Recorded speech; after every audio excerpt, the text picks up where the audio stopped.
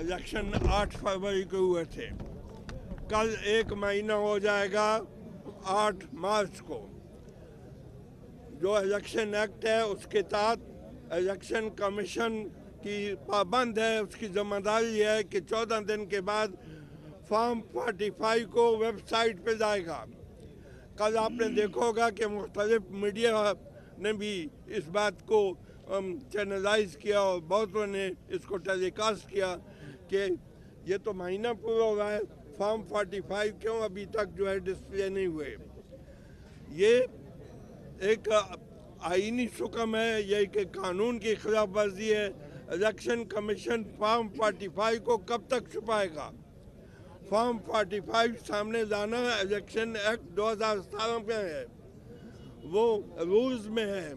और यही जो है कल आपने देखा होगा डान पे इस बात की पूरा एक आधा घंटा इस पे हुआ कि कानून की रिक्वायरमेंट है, क्यों नहीं होता। मैंने कल भी आपसे एक बात की थी और आज फिर करता हूँ। मुझे खुशी हुई थी परसों ISPR ने कहा कि ये धांधली में हम मुलव्वस नहीं हैं, हमने सिर्फ इलेक्शन के वक्त लोगों को सिक्योरिटी दी है।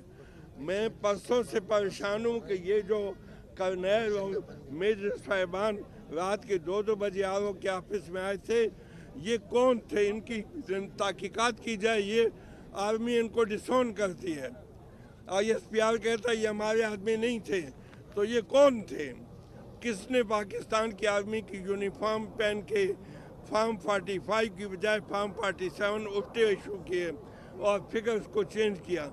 ये कोई दुश्मन मुल्क का कोई एजेंट हैं जिन्होंने पाकिस्तान की आर्मी की यूनिफॉर्म पहन के हमारी फ़ौज को बदनाम किया। तो फ़ौज को इसका पता करना चाहिए कौन है।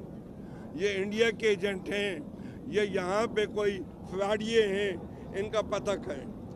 जहाँ तक केस का ताल्लुक है, बाबर रहमान साहब आपसे बात कर चुके हैं। ये हमारा हक बनता है, ये हमारी सीटें माइनॉरिटी की और वुमन की, इनकी बंदर वांट न कानून इजाज़त देता है न आईन इजाज़त देता है। इसलिए हम पेशावर हाई कोर्ट में, जिसकी अपनी रवायात हैं, पेशावर हाई कोर्ट की ये रवायात हैं कि ये हमेशा आईन की बालादस्ती और कानून की हुक्मरानी के मुताबिक फैसला करते हैं। ये आज की बात नहीं है। ये अगर आप देखें 1979 से, उस वक्त से जब नसीरुल्लाह बाबर को सज़ा दी गई थी तो मैंने पेशावर हाई कोर्ट में चैलेंज किया था, मिलिट्री कोर्ट ने दी थी, पेशावर हाई कोर्ट की DB ने उसको सेट असाइड किया। और 10 साल जब मार्शल रहा वो रिपोर्ट नहीं हुई। 79 की जजमेंट 89 में रिपोर्ट हुई जब मार्शल ख़त्म हो गया। तो ये उस वक्त से ये रवायत रही है कि हमेशा पेशावर हाई कोर्ट ने आईन और कानून की बालादस्ती को कायम रखा है। इसलिए मैं सल्यूट करता हूँ इस अदलिया को, जिसका एक अदना रुकन होने पे मुझे फ़ख्र है। मुझे ये फ़ख्र है, मैंने 54 साल इस अदालत में प्रैक्टिस की है, तो शुक्र है अल्हम्दुलिल्लाह। और अब आपसे बुध के दिन इंशाअल्लाह फिर मुलाकात होगी। जी, आप अपना तारुफ करा दें, मुझे आसानी हो जाएगी। किस किस किस मीडिया से?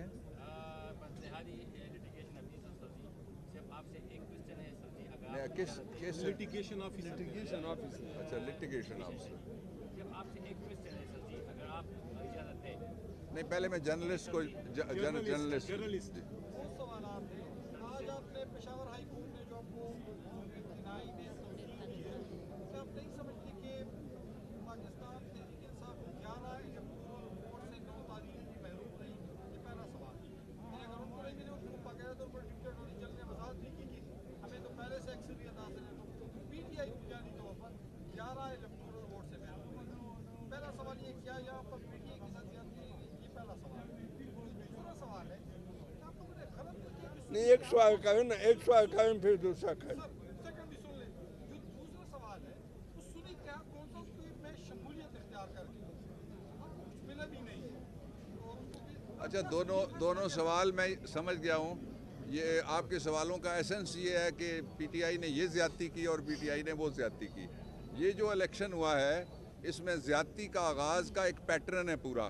جس دن الیکشن ہونا تھا اس دن جو ہی میں آ گیا ہوں, when constituency is called upon to elect کہتے ہیں وہ آئین میں اور قانون میں اس کو کہتے ہیں. جب یہ کہا گیا کہ لوگ آئیں اور امیدوار بنیں اور اب الیکشن ہوگا, کس نے ہمارے پیپر چھینے, کس نے ہمارے امیدوار اٹھائے, کس نے ہمارے ساتھ زیادتیاں کی, کس نے ہمارے ناجائز باتوں کے اوپر پیپرز ریجیکٹ کیے. اس کے بعد دوسرا سوال آ گیا, اس آنریبل ہائی کورٹ نے ہمیں بلہ واپس کیا تھا, اور بلہ جو تھا پھر وہ الیکشن کمیشن اس میں پارٹی بن گیا. الیکشن کمیشن ریفری تھا.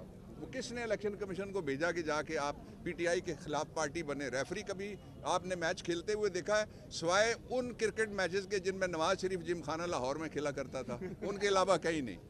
دوسرا جو آپ کے سوال کا پورشن ہے وہ یہ ہے کہ ہم کیا آپشن تھا ہمارے پاس, ہم کیا کیا آپشنز استعمال کر سکتے ہیں. یہ جو ایس آئی سی ہے یہ ہماری اتحادی آج سے نہیں ہے, پری الیکشن اتحادی ہے. یہ جد و جہد کے زمانے میں ہماری اتحادی ہے, اور اس کے جو ہیڈ ہیں وہ ہمارے ساتھ بیٹھتے رہے اس وقت سے وہ. اور اب ہمارے جو ہم بات کرتے ہیں پاکستان میں حقیقی آزادی کی, کانسٹیٹیوشنل ڈیموکریسی کی, وہی بات وہ بھی کرتے ہیں. تو اس لیے یہ ہمارا انٹرنل فیصلہ تھا اور یہ فیصلہ بالکل درست تھا. یہ کوئی جواز نہیں ہو سکتا اس بات کا کہ سنی اتحاد کونسل کے ساتھ ہم نے چونکہ اتحاد کیا اس لیے عمران خان کے ساتھ جو بھی کھڑا ہوگا اس کو ہم سیٹیں نہیں دیں گے. جو پاکستان کا کانسٹیٹیوشن ہے وہ صرف اتنا پرووائڈ کرتا ہے کہ کسی اسمبلی کے اندر جس کی پارلیمنٹری طاقت ہوگی اس پارلیمنٹری طاقت کے فارمولے کے مطابق سیٹیں دی جائیں گی. اور یہ جو بابا جی بانٹ رہے تھے ابھی حلوائی کی دکان پہ دادا جی کی خیرات, یہ کس طرح سے, یعنی فارمولہ بتائیں.